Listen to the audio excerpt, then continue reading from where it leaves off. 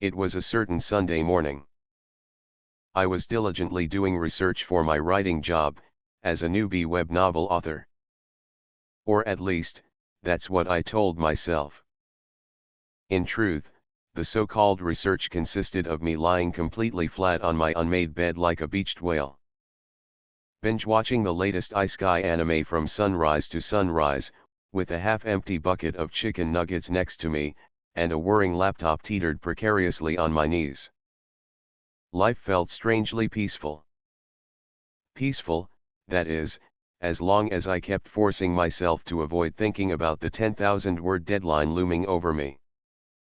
A sharp notification sound cut through the room. Ding.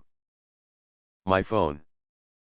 I rolled onto my side with all the grace of a dying walrus and stretched out one lazy arm to pick it up.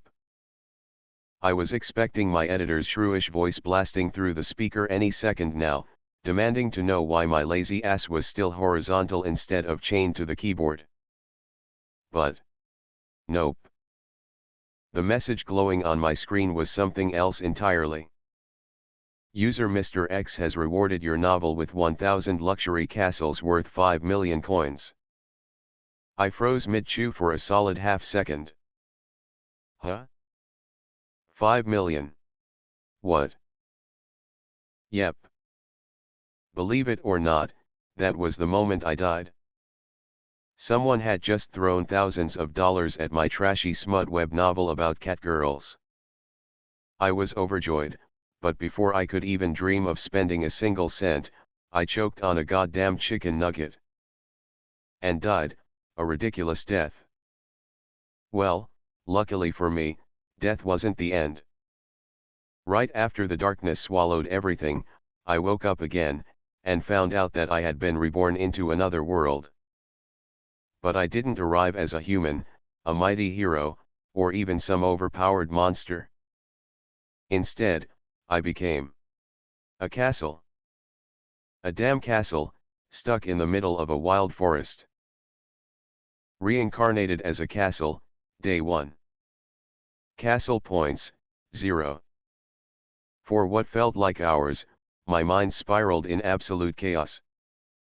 Eventually, the panic subsided enough for me to force a few mental breaths. Mental only, of course. Because when you're nothing but a pile of cold stones and mortar, you don't exactly have lungs or a nose to breathe through. Haha. Oh, the irony. Just one day prior to this, me and my online buddies were laughing our asses off in a Discord call, joking about how ridiculously out of control the isekai genre had become. New authors kept trying to one-up each other with the most absurd reincarnated as an object concepts imaginable. Reincarnated as a slime? A spider? A sword? Those were the top-tier OG ones. Peak stories I had actually read. But now, here I was, as a castle. Guess who wasn't laughing anymore? Anyways, calling me a castle might be a bit generous. In reality, I looked more like a small manor, or, at best, a miniature keep. The main structure was a simple rectangle, with thick stone walls about 8 meters high. Each corner held a short turret, capped with a pale blue, peak slate roof to fend off the rain. The total footprint was roughly 200 square meters, divided between 2 above-ground floors and a cramped basement. Add a small front yard choked with weeds, tangled vines, and half-buried paving stones, and the entire compound barely reached 500 square meters. Surrounding it was a 3-meter stone wall covered in moss, along with a large iron gate with portcullis that could be pulled up. But that was it. Just a simple design for a simple castle. So pathetic. Really. Enough boring specs. Actually, there were a couple of cool features worth mentioning. First, vision. I had 2 different types of vision. External vision felt like an invisible drone hovering above my courtyard, giving a bird's-eye view of everything around. Thanks to it, I could see the surrounding forest, the rolling hills and mountains in the distance, and a narrow river not far away. The trees were mostly towering oaks and firs, dense and gloomy. Looking for a while, you'd feel like dangerous monsters or magical beasts existed inside. However, since arriving here, I hadn't seen any beasts come out yet. The second type of vision was internal. It felt like I had CCTV cameras mounted on the ceiling of every room. I could see all halls, rooms, staircases, and even the gloomy basement. Of course, processing all those views was brain-straining. Imagine not seeing one scene, but dozens at once. A normal human brain would have melted like grilled mozzarella cheese. Luckily, I don't have a brain anymore, so headaches were impossible. After struggling for a while, I got used to this visual style. Switching between views gradually became natural. Now, about what else I could actually do. Let's start with the obvious, I couldn't move. But I had a few parlor tricks. 1. I could open and close all doors and windows at will. 2. I could ignite any torches or candles inside my walls. Super handy when night falls, or when I want to feel less like a haunted ruin. And lastly, I also had a system. Whenever I thought system, open, a glowing blue screen appeared in my mind's eye. Magic Castle System. Castle Point, 0. Population, 1, just me, unfortunately. Skills. Door manipulation. Lighting manipulation. Self-repair level 1. Shop. System shop require points to unlock. For the next 9 days, absolutely nothing happened. No visitors. No monsters. No hapless adventurers stumbling blindly into my courtyard with wide-eyed wonder and drawn swords. Not even a single breeze strong enough to rustle the overgrown weeds in any interesting way. God, the boredom was so profound and soul-crushing that I half expected to die a second time purely from the sheer weight of existential void pressing down on me. So, to stave off complete madness, I tried to keep myself busy with meaningless tasks. First, I tried playing drums using my windows, opening and closing them in rhythmic patterns. For a glorious few minutes, I convinced myself I was dropping a sick beat. Then I got carried away. One window slammed too hard crack. And the hinge sheared clean off. The pane tumbled into the weeds below. Uh-oh. That doesn't look good. I stopped the percussion experiment immediately after that and switched to playing with my torches instead. I turned them on. I turned them off. One by one, then in complex alternating patterns. Eventually, I gave up on patterns altogether and just flicked them randomly like a bored child with a light switch. Look, I just needed something to keep myself sane, all right? I was losing my goddamn mind inside this silent stone prison. Eventually, I resorted to the ultimate desperation move, counting the grass in my overgrown courtyard. 679,538 blades. Yes. I counted. Every single one. Fantasy grass order, unlimited blade of grass works. I even started assigning them names and tiny personalities to make the task feel less insane. Sir Lancelot quickly became my favorite. Next to him were Sigreen, Cuculon, and Grastolfo. Still, the endless counting and random torch flickering helped kill at least some of the time. For the rest of those long, dragging hours, I slept. Well, sort of. I wasn't entirely sure what sleeping even meant for a building. I didn't have eyelids to close, no heartbeat to slow down. But sometimes I would slip into this strange, blank, quiet state. I remained vaguely aware of everything happening around me, but actively not giving a shit about any of it. It helped me pass the time without thinking too hard about how much my new life sucked.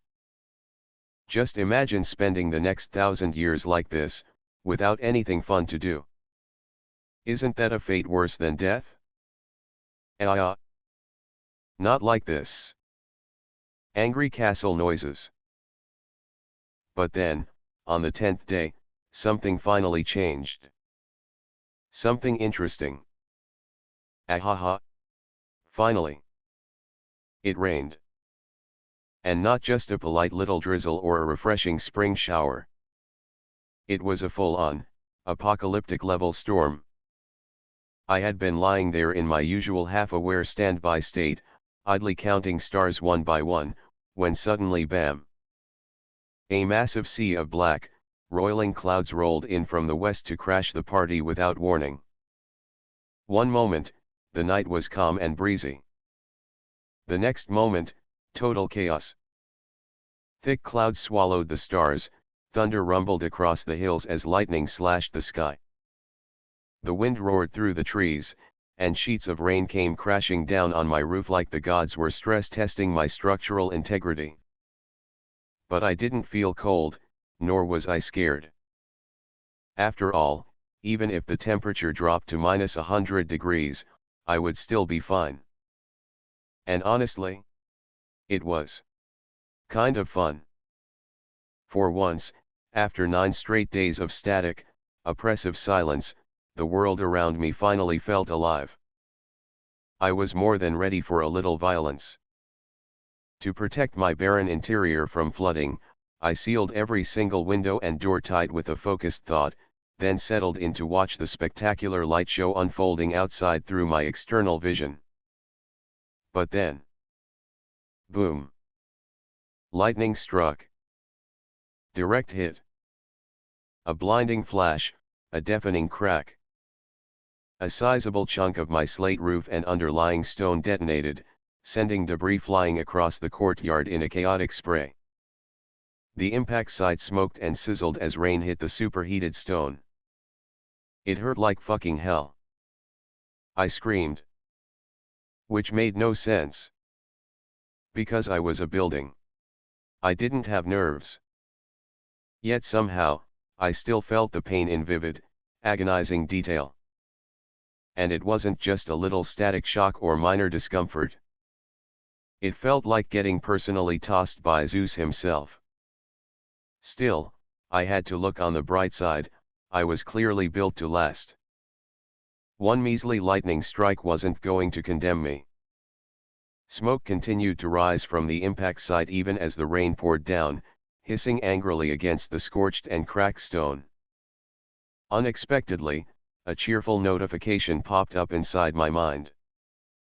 Ding! Achievement unlocked, Wrath of the Gods. Plus 10 points. Well, would you look at that?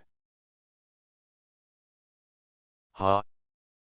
So I get rewarded for getting struck by lightning? Nice. But before I could even begin investigating my shiny new achievement, there was literally a gaping hole in my roof now, and rain was pouring in fast. Luckily, there was no furniture inside to ruin. But still, it felt deeply invasive. Like the storm had casually violated my personal space. Don't I have a skill for this?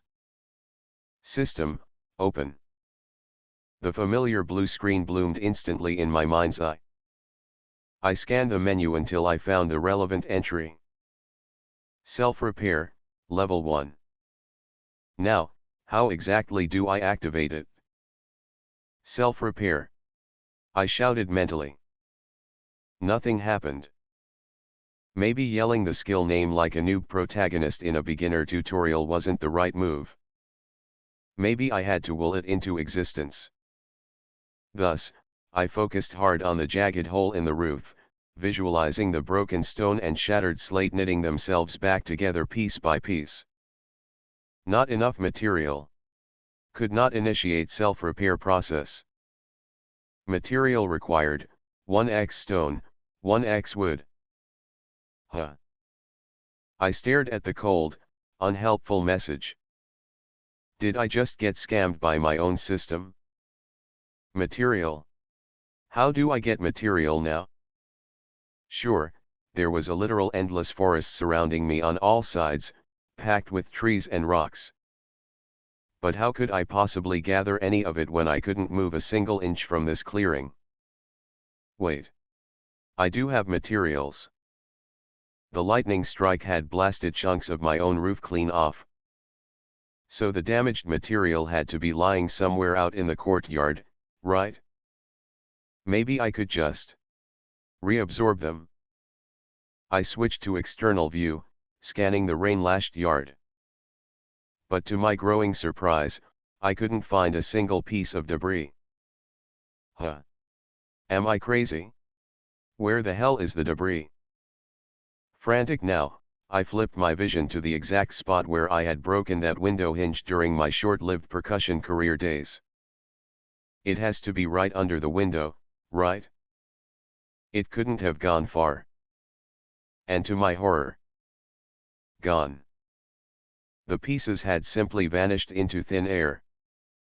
Not a single shard, not a splinter, not even a tiny chip of wood or fragment of glass remained anywhere in sight. A cold, sinking realization settled deep into my foundations. So, let's get this straight. If something breaks off me, it just disappears? Erased. Deleted from existence like it never belonged to me in the first place? Damn. Then how the hell am I supposed to repair anything? Sure, I could survive this one storm easily. But what about the next one? And the one after that? And the 100 more that will inevitably come over the years? Do I really have to accept my fate and just let nature slowly blast my body apart, bit by bit, until nothing is left but crumbling ruins? The thought sent another sharp wave of terror rippling through me. But right at that moment, the system flared to life once more. If insufficient materials are available, you may use points instead. Oh. I still had those precious 10 points earned from the Wrath of the Gods achievement. Yes, please. I replied at once.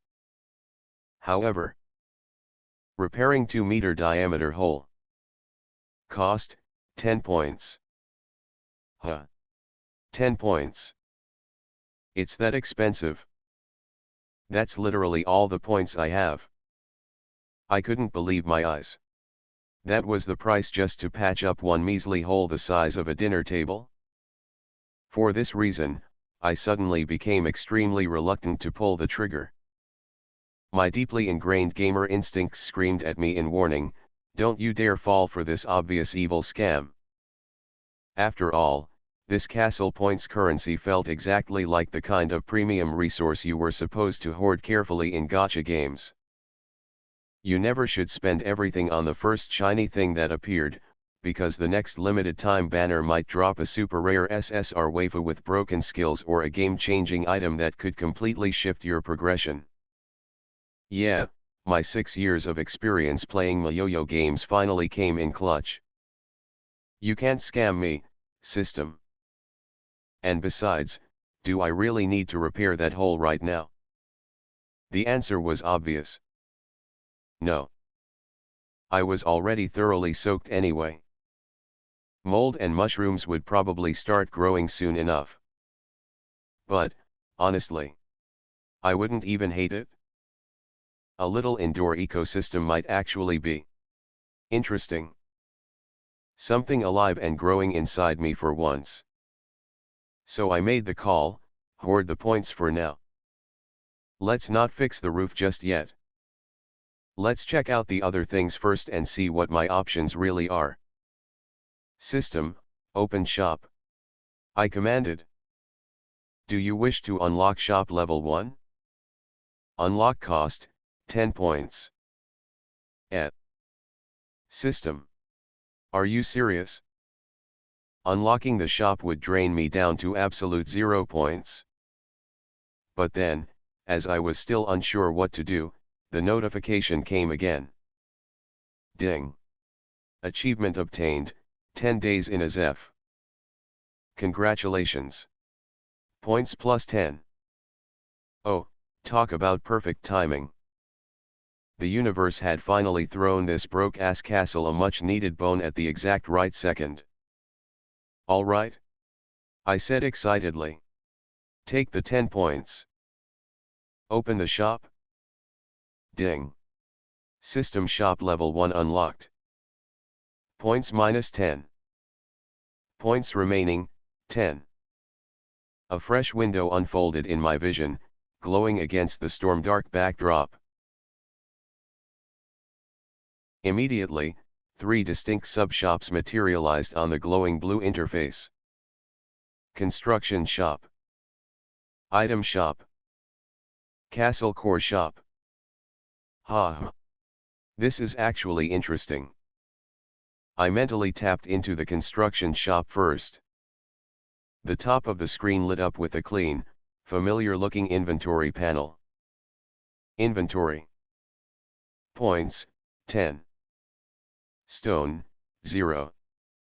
Wood, 0. Food, 0. Aha! Resource bars. The sight hit me like a powerful nostalgia bomb. It reminded me of old games I had played when I was a child. Age of Kingdoms, Heroes of Muscles and Wisdom? Or whatever the exact titles were. Those classic real-time strategy games where you gather resources, build up your base, recruit units, and conquer enemies. I figured stone would come from mining nearby rocks or quarrying, and wood from chopping down the endless trees pressing in around my clearing. That part made perfect sense for a castle building system. But food? What the hell is food supposed to mean now? As a castle, I clearly didn't need to eat anything myself. So, was food intended for any living things that might eventually end up inside me, or was it more like those old RTS games, where you spent food points to summon and maintain an army of minions? I really hoped for the latter. Summoning minions would be absolutely amazing. But I doubted it would work exactly like that, though. Maybe there was a hidden instruction manual or beginner tutorial the system could provide. If I asked nicely enough. So I tried. System, do you have any tutorial for me?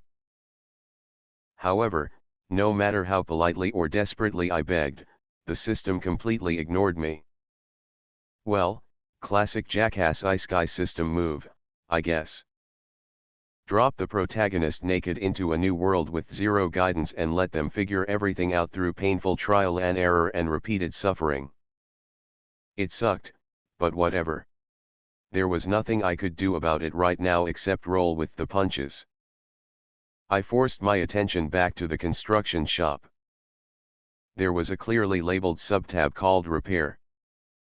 The moment I selected it, the interface zoomed in, highlighting every damaged spot across my structure with faint, pulsing red outlines. Broken window, second floor. Repair cost, 1 wood. Small roof section, main building. Repair cost, 1 stone, 1 wood. Then, another set of options appeared right below the normal repairs, bordered in sparkling, eye-catching gold frame. Magic repair, broken window, 3 points.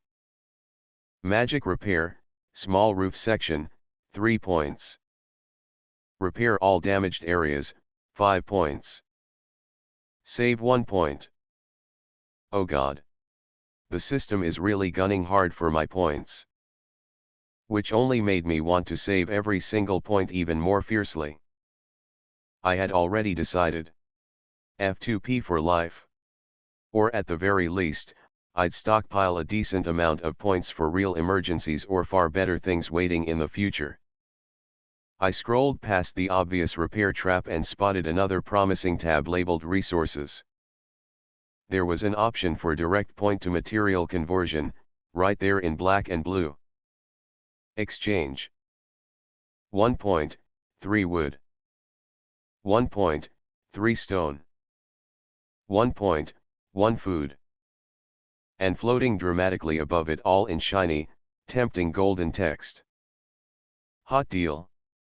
Expires in 2 minutes. 2 times resources purchased with points. Haha, I knew it. The system really had been trying to scam me earlier. It had casually asked for 10 full points just to patch one roof hole. But if I exchanged my 10 points right now under this deal, I could literally get enough materials to repair 15 broken roofs and still have some left over. I was so glad my gamer intuition had been right on the money. What a massive bullet I had just dodged. But then another question immediately arose as the countdown timer continued ticking. This hot deal. Should I actually take it? I pondered for a few tense seconds. Well, this deal does seem pretty nice. I guess it's fairly reasonable for what it offers. But I pulled out at the last second. Actually, nope. What if this resource conversion tab is actually another bait? It's not like I have any immediate, pressing use for a bunch of materials right now anyway. And maybe this hot deal is just another trap to make me blow my precious points before I see the good stuffs in the other shops. I convinced myself with that rock-solid logic and quickly closed the resources tab. The next section that appeared was a little sneak peek. Upgrade construction shop to level 2. Requirement, system shop level 2, castle core level 1. Upgrade cost, 100 points. Unlocks, land expansion, building construction. Whoa. Whoa. Land expansion? Building construction? Now this is the good stuff. My mind instantly raced with exciting possibilities of things I could build. Some houses, taller walls, towers that pierces the sky. But 100 points? Sigh. I currently had only 10. Still. Just seeing this upgrade option made me genuinely hyped as hell. It offered the first real, concrete glimpse of my long-term progression path in this new world. That wrapped up the construction shop.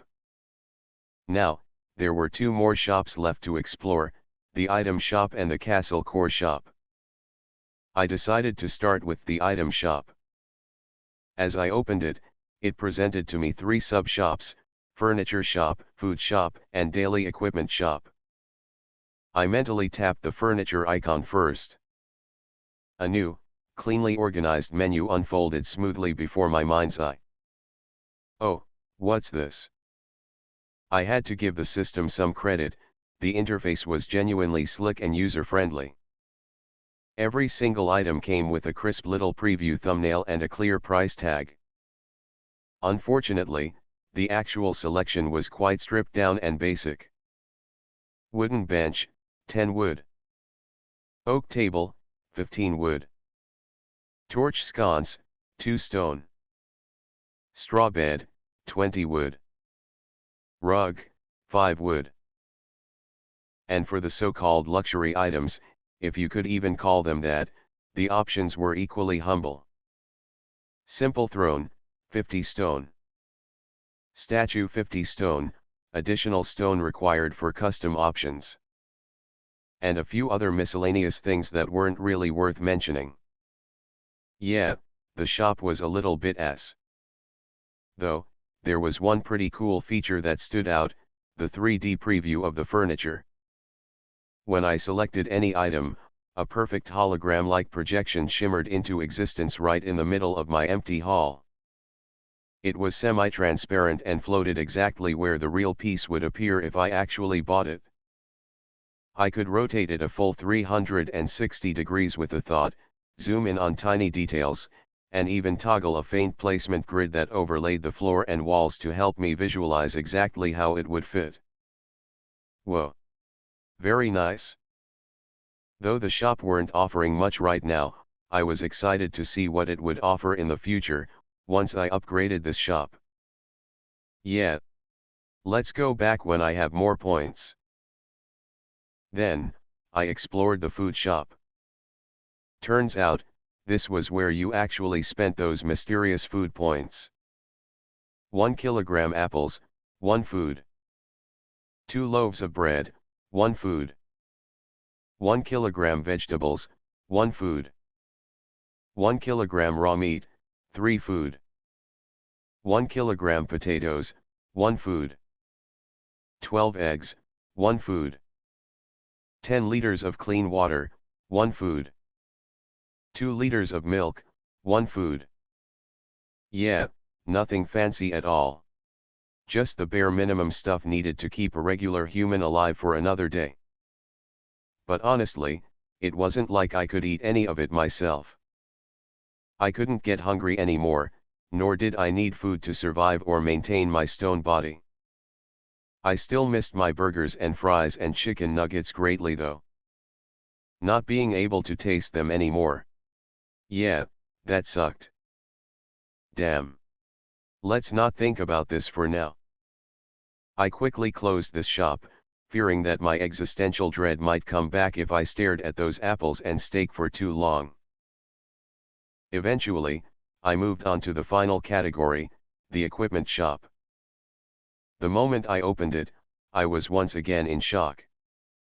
Not because it had particularly good items or anything exciting, but because of the price. Daily equipment shop. Wooden club, 20 wood or 10 points. Wooden hammer, 15 wood, 5 stone or 10 points. Wooden shield, 30 wood or 15 points. Bone sword, 20 wood, 10 food or 25 points. Bone dagger, 10 wood, 5 food or 12 points. I stared at the numbers. You've got to be kidding me. I couldn't believe it. A wooden club cost 10 points? The math doesn't add up at all. If a wooden club costs 20 wood, then how come the wooden bench in the furniture tab only needed 10 wood? A bench was clearly much bigger than a simple club. Material-wise, it made 0 sense. Bigger, more substantial things should cost more resources. So why was the pricing completely backwards like this? But then, as I viewed the equipment in full detail, I finally understood why. Sorry, system. I may have been too harsh on you after all. Wooden club. Type, weapon, normal. Rarity, F. Effect, +1 attack. Special effect, holder gains skill, bonk. Bonk, every hit on an enemy has a chance to stun them. Higher chance if it hits the head. Wooden hammer. Type, weapon, normal. Rarity, F. Effect, +1 attack. Special effect, holder gains skill, crafting, F.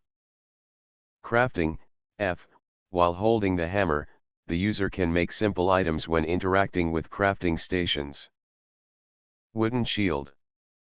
Type, armor, light. Rarity, F. Effect, +1 defense. Special effect, holder gains skill, piercing block, F. Piercing block, F, reduce extra 10% damage caused by piercing type attacks. Bone dagger. Type, weapon, piercing. Rarity, F. Effect, +1 attack. Special effect, holder gains skill, backstab, F. Backstab, F, attacks from behind deal 20% extra damage. Obviously, these weren't ordinary items. The rarity might be total trash at F tier, but every single one of them provided extra stat boosts and useful skills. The system was charging a premium for the hidden value. That aside, one particular skill caught my attention, crafting, F from the wooden hammer. So, in other words, one could learn skills simply by holding the right item? Did that mean, if I somehow acquired a sword with a ridiculous skill like Dragon God of Destruction Sword Art or something equally overpowered, I could instantly use that Dragon God of Destruction Sword Art without ever needing to train, practice, or learn it beforehand? That made my gamer instincts tingle for a moment. I didn't know how other weapons worked in this world, but at least my weapons from the system seemed quite incredible. Once I upgraded the shop and gained access to better items, I might even unlock some truly broken skills. Who knew what kind of insane abilities waited further down the line? Anyways, I scrolled down further, and some more info appeared. Shop info. The daily equipment shop will refresh daily at midnight, providing new randomized options based on rates determined by shop level. Upgrading the shop will increase the amount of options available and improve the rates for better equipment. Current rates. F tier, 100%. E tier, 0%. D tier, 0%. C tier, 0%. B tier, 0%. A tier, 0%. S tier, 0%. SS tier, 0%. SSS tier, 0%. X tier, 0%. Damn, there are this many tiers? And the shop doesn't stay fixed? It refreshes daily with completely random options. I felt like I had seen this design somewhere else before. Gasp. Don't tell me. I looked a little further down the panel, and there it was. Of course. Refresh now, 5 points. Free daily refresh available, 1 refresh. Yeah, I knew this design all too well. It locked all the potentially good options behind heavy RNG, turning the whole thing into a goddamn resource sink for anyone desperate enough to chase the best items. I was still scarred from my gacha games days, when I'd been trapped in the endless hell of artifact grinding. It was such an evil, predatory system, and yet so strangely addicting. You just kept rolling and rolling for random shit until you burned through a small fortune min-maxing, desperately hunting for that perfect golden crit value item or that elusive 1% increase in power. Yet most of the time, you just ended up gearing your best DPS character with sad, useless HP and def artifacts that did almost nothing. Still, good thing that the shop at least offered 1 free refresh per day. So I used it immediately. I wanted to see exactly what kind of things got randomized. And as the new item appeared, I could feel my soul leaving. Well, I'll be damned. Not only could the primary effects and stats be randomized, but the skills they came with could change too. Meaning, if you got an ass skill or terrible stats on a roll, then the entire item would basically be trash. For example, this one. Wooden Hammer. Effect, plus 0.5 HP regen. Special effect, holder gains skill, Lumberjack, F. Lumberjack, chopping wood consume 10% less stamina and 20% more efficient. I can accept randomized stats, but putting fucking Lumberjack on a hammer. How the hell is someone supposed to chop wood with a hammer? This makes no sense. I began to imagine the worst case scenarios in vivid, horrifying detail. Imagine rolling for a god tier SSS divine sword with god tier primary stats and insane base damage. Only to get stuck with a completely useless skill like cooking or fishing. But that was not the end. Yes, this system got even worse. Because as I scrolled a little further down the panel, there it was, another predatory feature. Item reroll, stats. Spend points to reroll the stats of an item to another randomized set. The item rarity will be maintained, but all stats will be randomized unless locked by using additional points. Item reroll, item. Spend points to reroll the item itself to another one of similar rarity and randomized stats. Oh yeah. It's hopeless. And let me guess, I'll also need to spend points if I want to lock an item in the shop too? I already knew the answer deep down, but I checked anyway. As I searched through the small print, boom. Just as predicted. Item lock. If you don't have enough points to purchase the item right away, don't worry. You can spend points to lock it. The item won't refresh in the next shop rotation. Lock one item, 10 points. Lock 2 items, 100 points. Lock 3 items, 1000 points. Haha, what a greedy bastard. Perhaps, whoever designed this system is the RNG gacha god or something. That silly thought asides, the last thing I checked was what I'd get if I ever managed to upgrade the item shop to level 2. Upgrade item shop to level 2. Requirement, system shop level 2, castle core level 1. Upgrade cost, 100 points. Unlocks, item combining, more options in shops, better item tiers. In the end, with no one living inside me yet, the furniture shop, food shop, and even the item shop were all pretty much useless right now. But that would all change dramatically the moment I got even a single person living inside me.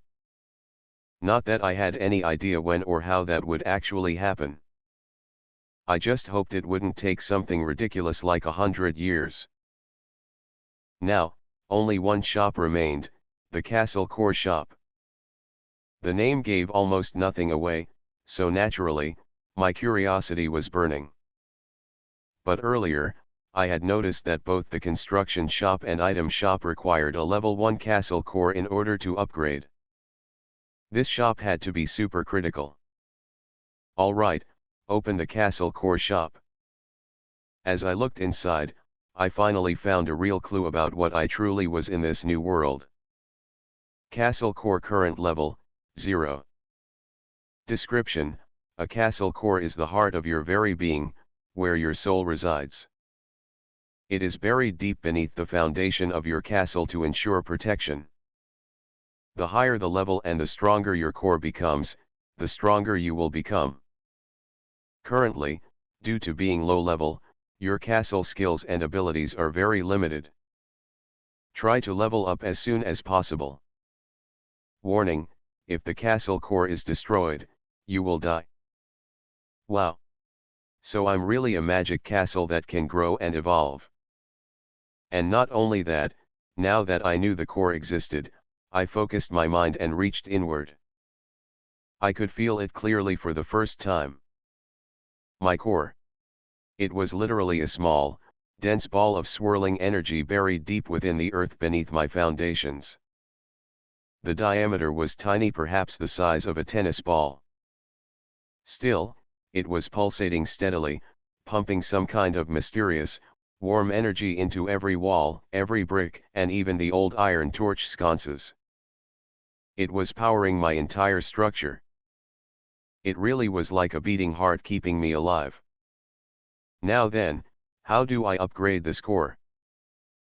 Upgrade Castle Core to level 1. Unlocks. Skill, Generator, generates 1 point per day. Hell yeah. So I really have a reliable way to generate points now? 1 point a day was, honestly, a tiny amount. But as a castle, I had all the time in the world. I can wait. But then I saw the price. Upgrade cost, 100 points. What? I only had 10 points right now. Without the generator skill active, gathering the remaining 90 would take an absolute eternity. I could only rely on sporadic achievements, which was an utterly unreliable and unpredictable way to farm currency. I was about to scream internally at the system for yet another cruel roadblock, when it came. Ding. Big sale. 90% off Castle Core upgrade. New cost, 10 points. Time left, 5 seconds. Ayo. I knew for sure this was the system messing with me again. But the timer was ticking down far too quickly. I couldn't even afford to hesitate. Damn it. System. Spend 10 points to upgrade my core. And just like that, all my remaining points were wiped out in an instant. Ding. Purchasing Castle Core upgrade. Success. Initiating Castle Core upgrade process. I felt strangely sleepy. I could sense something significant happening deep inside my core. It grew hotter, pulsing more rapidly. Vibrations hummed through my stone foundations, shaking loose dust from the ceiling beams and sending faint tremors across my empty halls. But that was all I could feel. Before everything faded and I lost consciousness. Day 11. Status. Points, 1. Generation, 1 a day. Consciousness returned gently with the soft morning light filtering through my narrow windows. A breezy wind brushed playfully against my stone walls, crisp and refreshing after the chaos of the previous night's storm. The heavy rain had completely vanished, leaving behind a brilliant clear blue sky and scattered puddles that sparkled across the grassy field and overgrown courtyard around me.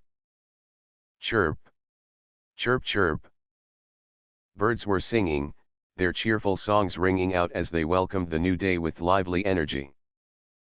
Meanwhile. Whoa. Amazing.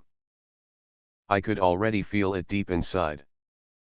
My core had grown slightly larger than before, now pulsing with noticeably stronger, warmer energy that flowed more vigorously through every brick and beam. I was bursting with a subtle new power. Now that I generated 1 point per day, sooner or later I'd finally be able to buy something useful or upgrade my other shops.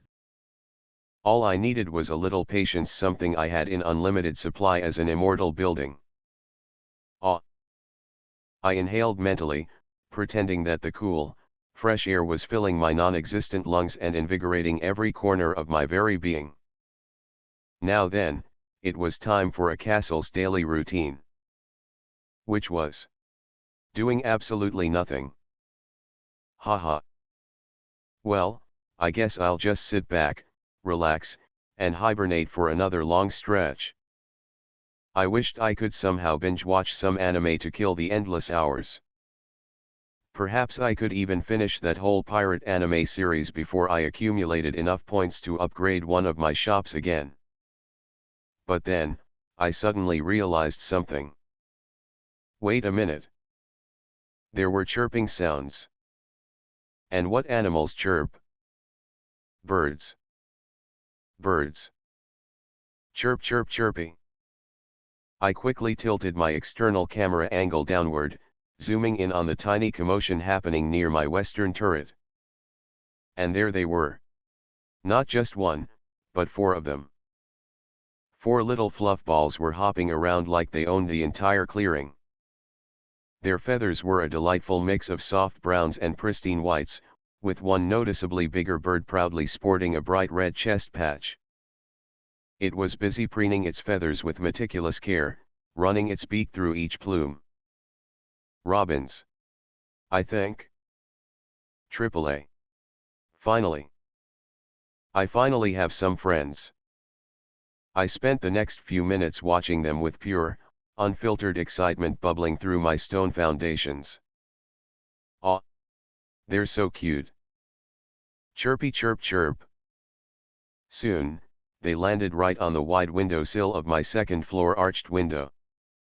The stone ledge was broad enough for all 4 to prance about comfortably, pecking curiously at the crumbling mortar between the bricks like it was a gourmet 5-course meal. Tap. Tap. Tap. Hello. That's my wall you're snacking on, I thought at them fondly.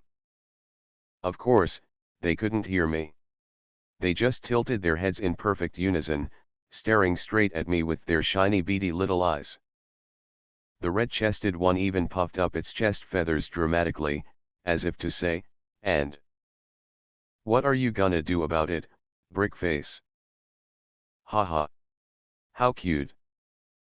Too bad I couldn't talk to them, or reach out to pet their soft heads. So frustrating. Still, with these birds around, at least I wouldn't be quite so lonely anymore. Then suddenly, the bigger one with the red chest spread its wings and flew away. No. I wailed internally. Come back, Kay. I was literally sobbing in my mind. I thought perhaps they were just using my castle as a temporary resting spot before continuing their journey. However, a few minutes later, it returned. This time, with a small twig clutched firmly in its beak. That was when I finally noticed it. Nestled in the corner of the windowsill, half hidden behind a loose stone, was a tiny, messy pile of twigs and dry grass that hadn't been there before. And is that a strand of my own ivy? Oh my god. It is a nest. Heck yeah. A bird nest on my castle. The fluff balls are moving in. Mewahaha. Good choice, fluffy friends. There's literally no safer or better place to build a nest than an abandoned castle in the middle of a monster-filled forest. I screamed in pure joy inside my mind. And to think I'd get to see baby birds soon. I couldn't believe this incredible stroke of luck. Ah! This is amazing. But wait. I then noticed something else. There was one bigger bird and 3 smaller ones, all sharing the same nest now. Ah! I see. It's a harem. That thought made me giggle. From what I knew about the bird world back on Earth, robins were usually socially monogamous during the breeding season. Meaning they typically formed neat pairs, one husband and one wife, to raise and protect their children together. But now, I was seeing 3 wives. Haha. Guess fantasy robins are built different. Now then. Should I name these fellows? And just like that, I spent the next full hour happily thinking up the best possible names for my new tenants. In the end, I settled on Jack for the bold male with the red chest, and Myra, Sophia, and Bella for the 3 females. They were actually the names of the main characters from my old web novel. And so, with the birds making their new home right within my walls, I spent the next 2 days simply watching them with endless fascination. If I had a mouth, there would have been a huge, goofy smile plastered permanently across my face. After 10 full days of mind-numbing boredom and crushing silence, I finally had something genuinely delightful to entertain me. The bigger bird with the red patch, Jack, was quite the gentleman. Not only did he diligently bring back materials for the nest, but he also flew out repeatedly to hunt worms and insects to feed all his wives. And guess what? None of the wives seemed jealous at all. They were all perfectly happy, sharing the food peacefully with one another without any drama. Meanwhile, the 3 wifey birds were absolute masters of nest building. In just a few days, using all the branches, leaves, and soft moss Jack collected, the girls had constructed a surprisingly large and sturdy nest that could comfortably house all 4 of them. They even added a cozy layer of their own soft feathers on top for extra insulation and comfort. Now, the 3 of them often stayed tucked inside the nest like adorable little fluff balls, spending most of their time dozing contentedly while waiting for Jack to return with more supplies. They still went out occasionally to gather seeds and insects themselves, of course, but Jack provided the majority of the food like a true husband of the year. And when night finally fell, the 4 birds snuggled close together in a warm pile, sleeping peacefully in their cozy new home. Ah! What a lovely, wholesome family. I could watch them forever without getting tired. And then, on the third day since they arrived, as soon as the first warm ray of morning sun touched my castle wall, I checked their nest. The eggs were laid. Woohoo! I couldn't contain my excitement. Their eggs were so small, so perfectly oval, and so incredibly cute. For a brief, shameful moment, my first intrusive thought was omelets. Yeah, I felt like an evil criminal for even thinking that. But anyway, soon baby birds would hatch. My castle would be welcoming brand new family members. Thus, even though they probably weren't aware of my existence at all, to me, they were already family. As I was thinking that warm thought, a sudden question popped into my mind. Wait a minute. Is there a way to tame these birds? Maybe. If I can tame them, I can command them to do things for me. Scouting the surrounding forest, for example? Or better yet, have them communicate with other birds, and maybe even spread the word to other life forms deeper in the woods, eventually bringing them all to me. Muahaha. If that actually works, I will soon become the Lord Castle of this entire forest, controlling all the animals like a feathered army. System. Is there a way to tame these birds? I asked eagerly. But nothing happened. The system did not reply to me at all. I tried rephrasing the question several times. How do I tame animals? Taming mechanics. Animal friendship system. But the result was exactly the same. Nothing. No answer. Complete silence. It was useless. But it's not like I would give up that easily. If the system wouldn't tell me, then I'd just have to figure it out on my own through good old-fashioned trial and error. Now then. How do you usually tame animals? For some absurd reason, the first thing that came to mind was beating them half to death and then capturing them in red and white magic balls. But nah. That can't be right. They were real, living birds, not pocket monsters from some children's game. And besides, how was I supposed to beat anything when I didn't even have arms or any way to physically interact with the world? Which meant there was really only one practical thing I could do right now. And that was food. Yes. Food. Naturally, food was the universal method for taming animals or monsters. And luckily, I actually had a way to produce food. With that promising idea in mind, I quickly checked the shop again. At the moment, I had exactly 3 points, generated earlier by my level 1 castle core's point generation skill. With 1 point, I could convert it into 1 unit of food. And then with 1 unit of food, I could buy bread.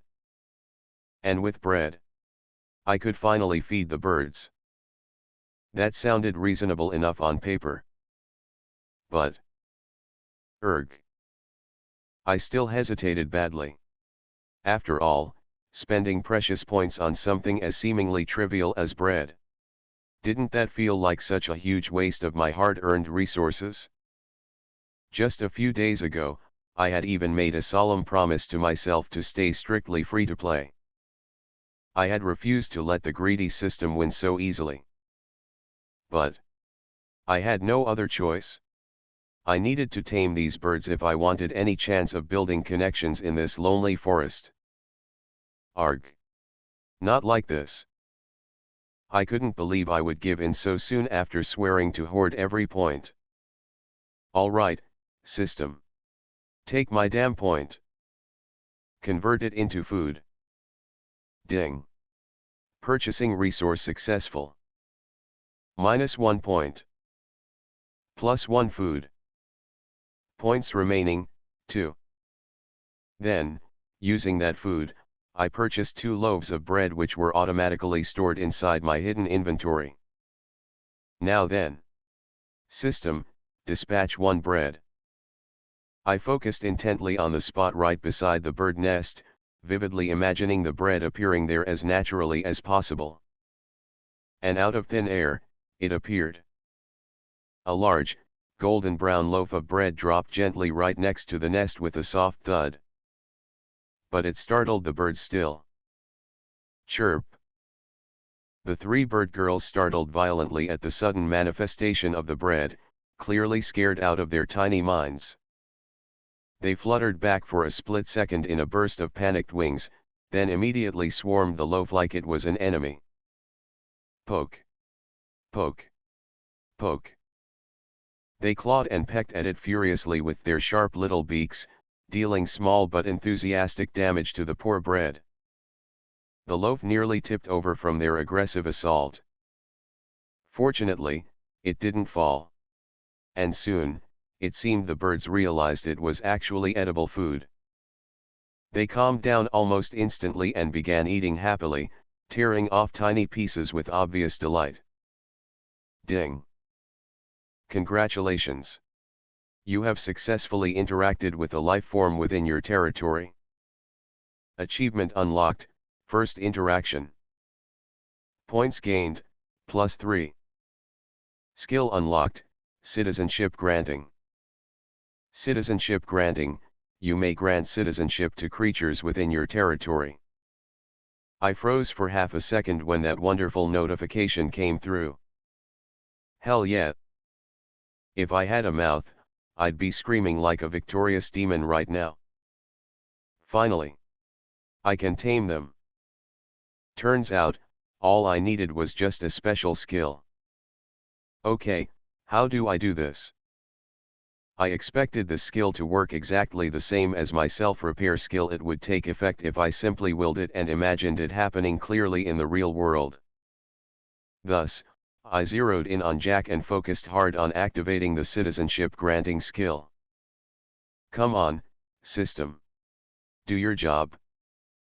Claim this bird for me. Ding. Would you like to use citizenship granting on level 2 forest robin? Cost, 1 point. Hell yes. I was so pumped with excitement that losing one more precious point didn't even sting. I paid it without a second thought. Attempting to grant citizenship to level 2 forest robin. The bird froze mid-hop, twitching strangely like a glitchy video game sprite for a moment. But then, citizenship granting failed. Reason: the target lifeform is not intelligent enough to be aware of your existence. The robin shook it off like nothing had happened and went right back to pecking at ground. Oh. So, if an animal cannot sense or perceive me in any meaningful way, I will not be able to grant them citizenship? It was a bit frustrating that the system didn't tell me that in the first place. But well, now that I knew, I wondered what the other conditions would be, if there was any. Anyways, where exactly was the cutoff for intelligent enough? If ordinary robins were considered too dumb, what about ravens? On Earth, those black-feathered geniuses could solve complex puzzles, use tools, and even recognize individual human faces for years. Did Azef even have ravens, or some fantasy equivalent? Or wolves? Foxes? Dogs? I'd figure it out eventually if I lived here long enough, I guess. And so, as my first taming attempt failed, I settled back into quietly watching the little robin family. When Jack finally came back and spotted the fresh bread, he stopped dead in mid-air for a second. His head tilted sharply, eyes widening in pure surprise. Then he exploded into happy little hops, fluttering excitedly around the crumbs like a kid who had just discovered sugar. Here you go, buddy. A gift for the upcoming chicks. Now you can take it easy for a while. And he did. Over the next few days, Jack barely left the nest area at all. He diligently preened his mates, shared whatever food he found, and filled the air with bright, cheerful songs that echoed pleasantly through my empty halls. Little did I know, the robin family was only the beginning of something truly miraculous. Over the next week, more animals started showing up at my castle as if drawn by some invisible signal. Another robin family arrived first, and I figured Jack would welcome them with open wings. Nope. He puffed up his red chest aggressively, charged straight at the new male, and tried to drive the intruders off with fierce dives and loud chirps. Turns out robins were super territorial, especially when eggs were already in the nest. Still, the newcomers eventually found a spot on the far side of my western turret and settled in anyway. After that, more birds kept arriving almost daily. They still squabbled noisily with one another over prime ledges and corners, of course, but eventually everyone found a place to call home. Here and there, window sills, turrets, and sheltered nooks slowly filled up with messy little nests. And just like that, within the span of a single week, I had no fewer than 20 birds living comfortably in my territory. I was over the moon with joy. Even though they pooped everywhere, leaving little white splatters across my stone and courtyard. Whatever. I didn't mind one bit. Anyways, it didn't stop with just birds. One peaceful afternoon, a pair of slender deer wandered cautiously into my overgrown front yard. They moved slowly at first, ears constantly twitching, heads held high and alert for any sign of danger. But when nothing attacked them after several long minutes, they finally relaxed and began munching happily on the tall grass and weeds like it was an all-you-can-eat buffet. Oh no! Rest in peace, Sir Lancelot and Grastolfo. A little later that same day, I noticed a small mound of fresh dirt forming near my eastern perimeter wall. A bunny. A fluffy little bunny had decided to dig a cozy den right next to me. My core nearly skipped a beat from the sheer cuteness. Then, another night, things got really interesting. I sensed soft movement near my iron gate, careful, sneaky footsteps padding across the paving stones. A moment later, a whole family of raccoons appeared out of the darkness. One big, bold adult, and several smaller ones trailing curiously behind. They inspected my walls thoroughly, tapping stones with tiny paws, sniffing the air, and peering into every crack. Then, they boldly wandered into my yard, then my halls, explored my empty rooms, and searched for anything edible. I watched them, completely mesmerized by their playful curiosity. Haha. Cute little thieves. And those fluffy tails are so ridiculously cute too. The raccoons in this world had the fluffiest, most luxurious tails I'd ever seen. The mother was fairly large and confident, but the little ones were only about the size of soccer balls, waddling around with endless energy. So cute.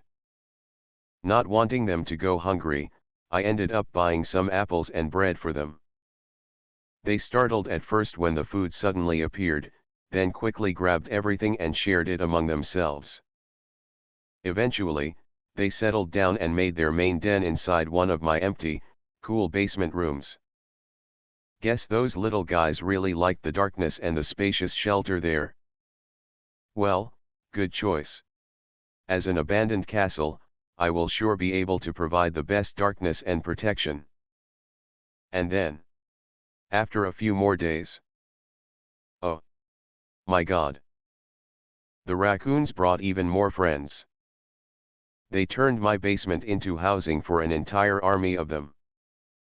Damn. This is getting ridiculous.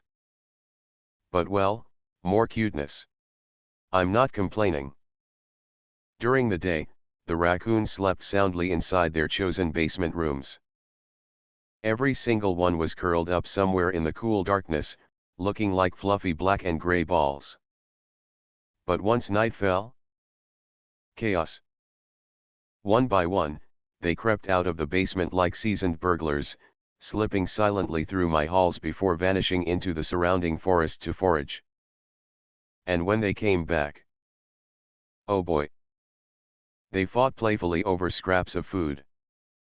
They chased each other in wild circles around my courtyard. They squeaked, hissed, and rolled across the stone floors like tiny wrestling matches. It was a mess. A glorious, noisy mess. Honestly, it was ridiculously entertaining to watch. I even started imagining some epic scenarios. Like, for example, some poor adventurer someday wandering into my basement with a flickering torch, taking careful steps while thinking they'd found hidden treasure, only to suddenly get swarmed by hundreds of glowing eyes and fluffy striped tails emerging from the shadows. Haha. Good luck with that, buddy.